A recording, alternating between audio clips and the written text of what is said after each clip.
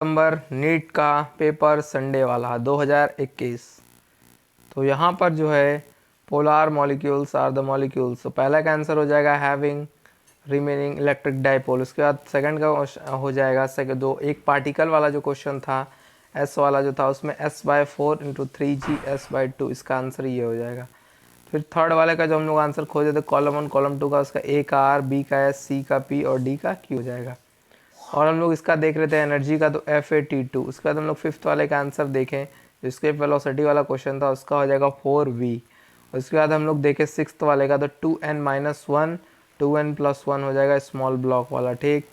7 का जो है the velocity of the small ball बास m वाला था वो mg/2 हो जाएगा। उसके बाद जो 8 वाला क्वेश्चन है a thick current carry cable of radius r वाला जो था, वो जो ग्राफ वाला क्वेश्चन है उसमें हम लोग पहला वाला ऑप्शन लगाएंगे, टिक, वो सही रहेगा, ठीक। उसके बाद आएगा find the value of angle emergence वाला, जो √3 से इमरजेंस करता है वो 60 डिग्री हो जाएगा। फिर 10th वाले का जो आंसर है स्क्रू गेज वाला, उसका 0.052 होगा।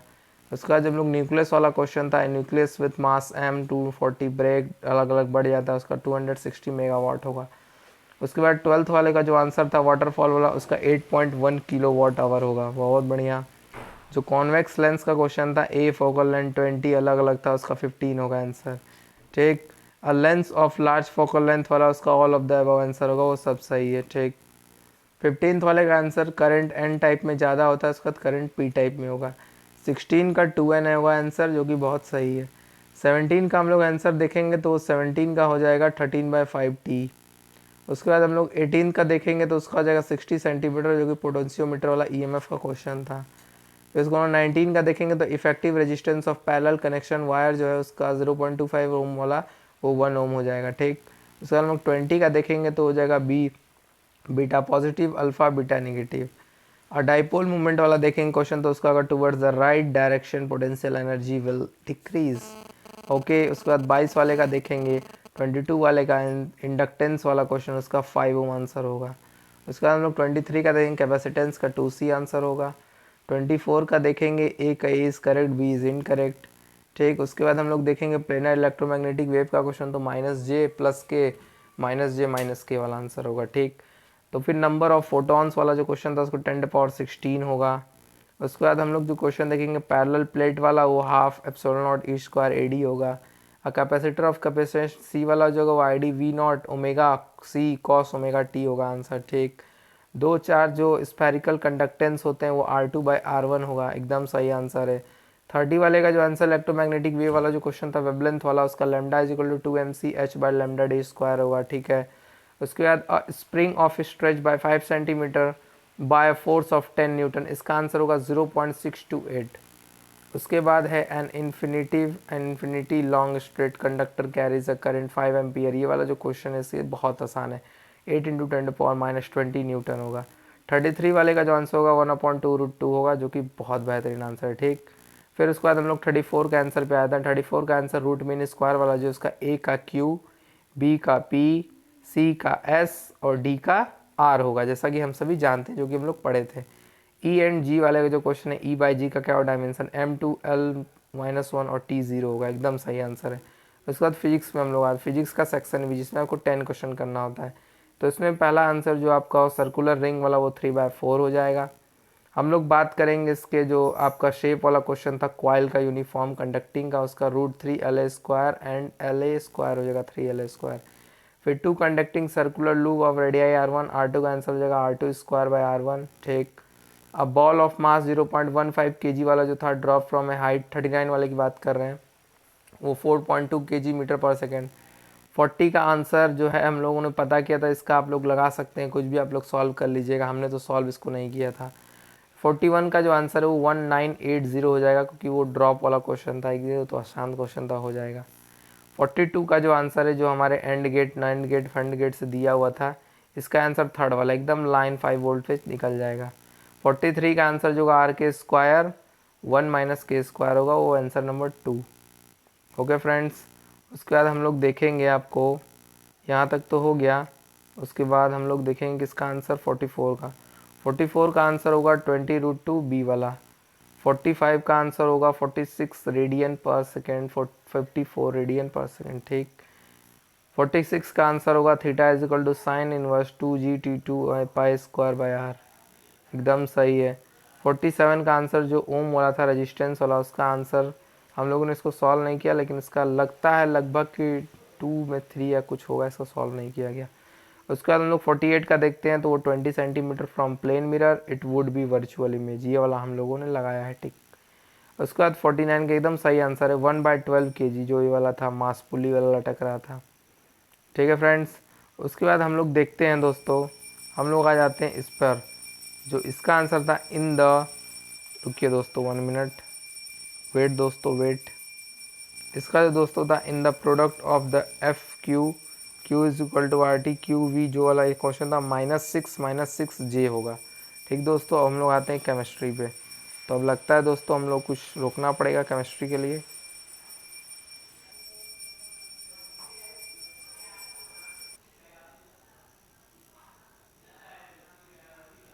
दोस्तों हम लोग स्टार्ट करते हैं आपके सामने बहुत ही बढ़िया और बहुत ही बेहतरीन केमिस्ट्री सेक्शन, जो कि बहुत ही अच्छा होता है।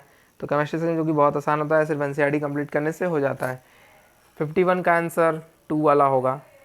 उसके बाद 53 का आंसर 4th वाला होगा। 54 का आंसर पहला वाला। 55 का सेकंड वाला आंसर होगा। 56 का पहला आंसर होगा। 57 का होगा आपका थर्ड वाला आंसर। 58 का होगा थर्ड वाला। 58 हो गया। 59 का होगा थर्ड वाला। 60 का होगा सेकंड वाला। 61 का होगा फर्स्ट वाला। 62 का होगा फोर्थ वाला। 63 का होगा आपका फोर्थ वाला CP minus CV equal to R. 64 का होगा सेकंड वाला। उसके बाद हम लोग देखते हैं आपको 65 का। 65 का होगा आपके सामने जो है वो टेफ्लॉन होगा। 66 का भी आप लोग आसान है। 67 का 0 डिग्री। 68 का जो है वो थर्ड वाला होगा, आप लोग देख सकते हैं वीडियो रोक के। 69 का जो है वो भी थर्ड वाला होगा। उसके बाद आपके सामने जो है वो 70 वाला जो है फर्स्ट होगा डिस्टिलेशन। 71 का भी शायद थर्ड वाला होगा, लेकिन ये हमको रॉन्ग लग रहा था, आप लोग चेक करिएगा। 72 का भी आप लोग आसान है, वो देख लीजिएगा। आप लोग एक बार क्वेश्चन देख लीजिए 72 वाला क्या क्वेश्चन कह रहा है, देख लिए, वो है एसिडिक स्ट्रेंथ वाला। 73 का देखते हैं तो फर्स्ट होगा आंसर PKB डाईमिथाइल वाला।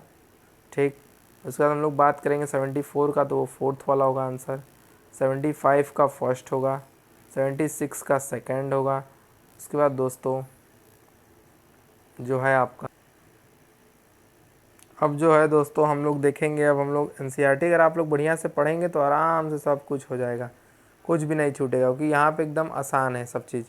तो 77 का हम लोग देखेंगे वो सेकंड होगा, जो कि एनसीईआरटी में आराम से लिखा हुआ है। 78 का जो है एकदम आसान है, तो आप लोग कर ही लीजिएगा।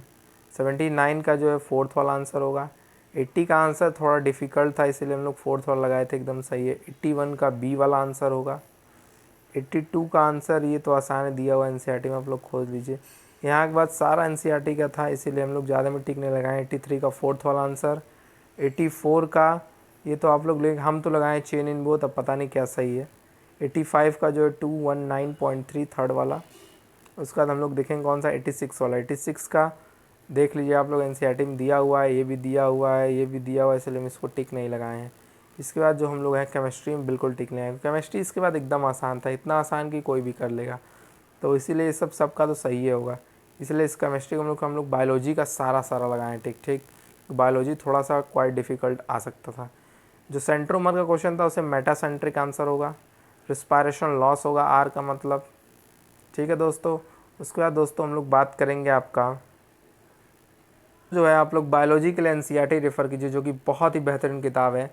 अब आप लोग क्या कीजिए, इसके बाद मैच जो लिस्ट वाला जो क्वेश्चन था उसके लिए थर्ड वाला ऑप्शन होगा। A का सेकेंड, B का फोर्थ, C का फर्स्ट और D का थर्ड। उसके बाद आपको एनाफेज जो है वो सेकंड आंसर होगा 104 का। 105 का जो आंसर है वो A का थर्ड, B का फोर्थ, C का फर्स्ट और D का सेकंड होगा। ठीक है, उसके बाद जो है आपका आंसर 106 वाले का P होगा। 107 वाले का जेक्सोनेमी होगा। 108 वाले का 24D होगा। 109 वाले का एक्टोकार्पस होगा। 110 वाले का ब्राइट ऑरेंज बैंड होगा। उसके बाद अमीनो 111 का अमीनो एसिड ग्लूकोज होगा। 112 का होगा रिजोर्स पार्टिसिपेटिंग, जो थर्ड वाला आंसर है वही होगा। 113 वाला क्वेश्चन, स्पेसिस ए जो है वो -3 हो जाएगा दोस्तों। उसका जो आंसर है आपको वो हो जाएगा सी। 114 वाले का हो जाएगा सी, 115 वाले का हो जाएगा डी, 116 वाले का हो जाएगा ए, 117 वाले का हो जाएगा ए का सेकेंड, बी का फर्स्ट, सी का फोर्थ और डी का जो है आपका थर्ड हो जाएगा। अब हम लोग देखेंगे 118 वाले का। 118 वाले का हो जाएगा which of is not the applicable for PCR, वो फर्स्ट हो जाएगा। 119 वाले का हो जाएगा आपका रेड एल्गी। 120 वाले का हो जाएगा पहला स्क्वायर वाला पुनिट स्क्वायर। 121 वाले का हो जाएगा mature sieve tube element possess a conspicuous nucleus and usual cytoplasmic organelles. उसके बाद सम लिवरॉड्स 122 का हो जाएगा। 123 का हो जाएगा replication, transcription, translation of protein. 124 का हो जाएगा डेंट्रोशन, एनवलिंग, एक्सटेंशन। 125 का हो जाएगा डीएनए। 126 का हो जाएगा गामा रेज। 127 का हो जाएगा आपका जो है वो पिरामिडल हो जाएगा बायोमास। उसके बाद जो है आपका 127 हो गया। फिर 128 का जो है आपका वो हो जाएगा आपका मैच द फॉलोइंग लिस्ट वाला। उसके बाद हो जाएगा ए का थर्ड, बी का फर्स्ट, सी का फोर्थ और डी का सेकंड। फिर 119 का हो जाएगा लीफ। इसका दोस्तों 130 का हो जाएगा जेनेरिक ड्रिफ्ट। 131 का हो जाएगा standing state. Match the following वाला का हो जाएगा क्या, ए का सेकंड, बी का फोर्थ, सी का फर्स्ट, डी का थर्ड। उसके बाद जीन थेरेपी हो जाएगा 133 का। 134 का हो जाएगा हेट्रोस्पोरस। 135 का हो जाएगा चारा। उसके बाद दोस्तों 136 का हम लोग लगाए नहीं हैं। 137 का हो जाएगा फोर्थ वाला फ्यूजिक प्रोटोप्लाज्म बिटवीन टू मॉलिक और non motile gamete is called plasmogamy. 138 का जो हो जाएगा वो ए का सेकंड, बी का फोर, सी का फर्स्ट और डी का थर्ड वाला। 139 का हो जाएगा it will not be able to confirm application of the जो हो जाएगा आपका resistance to the host cell, third वाला आंसर। उसके बाद जो है 140 वाले का ए का थर्ड, बी का फोर्थ, सी का सेकंड और डी का फर्स्ट। उसके बाद जो है 141 का हो जाएगा इन ETC electron transport chain one molecule of NAD plus H gives the rise to 2 ATP molecule and FDP give rise to the 3 ATP molecule। 142 का हो जाएगा ए का फोर, बी का फर्स्ट, सी का सेकंड और डी का थर्ड। उसके बाद 143 का हो जाएगा रिपीटेटिव DNA। उसके बाद आपका 144 का हो जाएगा ए का फोर, बी का टू, सी का थर्ड और डी का फर्स्ट। 145 का हो जाएगा फोर्थ वाला RNA polymerase bind with RHO factor to terminate the process of transcription in the bacteria। 146 का हो जाएगा cell of mandatory rays that form the part of Camping ring interfacial member, first वाला answer. 147 का second वाला answer. 148 का जो है first वाला आंसर। 149 का फर्स्ट वाला आंसर। 150 का जो है वो आप लोग लगा लीजिएगा, आसान है। 151 का ए का थर्ड, बी का फर्स्ट, सी का फोर और डी का सेकंड हो जाएगा। आप लोग डी के सेकंड से भी लगा सकते हैं, लैक्टोबैसिलस जो लैक्टिक एसिड होता है, तो वैसे भी आप कर सकते हैं, वो आसान होगा। 152 का जो है आप कर लीजिएगा, हम तो गलती से T30 G2020 लगा दिए थे। उसके बाद 133 नहीं लगाए हम, आप देख लीजिएगा क्या है इसके नीचे का जो हम लगा रहे थे, लेकिन उसके पीछे हमें आंसर थोड़ा ज़्यादा ढूंढना पड़ रहा था।